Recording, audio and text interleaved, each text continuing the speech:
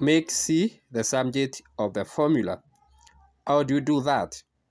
To do that, you square this equation both sides so that you will have t squared, which is equal to x squared multiplied by, so you will have t squared is equal to x squared multiplied by c squared plus d squared that way. And then from there, you divide both sides by x squared so that we obtain t squared over x squared as equal to c squared plus d squared. Now, from there, we subtract d in both sides so that now we have t squared divided by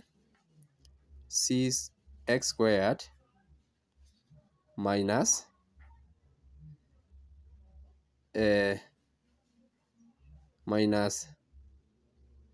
d squared is equal to c squared. The objective is to get c squared. So to obtain c squared, take square root in both sides. So taking square root in both sides, we shall have plus or minus t squared divided by x squared minus d squared, which can simplify as, so we can write it as t squared minus x squared d squared divided by x squared.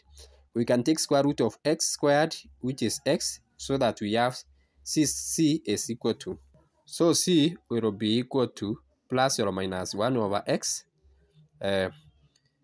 square root of t squared minus x squared d squared, whereby we have taken x squared outside and the square root of x squared is x. So thanks so much for taking your time to study with me on how to make a letter the subject of the formula. For more such learning, tune on to my YouTube channel so that you may learn together. You can also subscribe to this channel so that you will learn more as we continue learning this important field of mathematics. Bye bye for now. See you in the next video. You can try to make d the subject of the formula from this equation and let me know your response.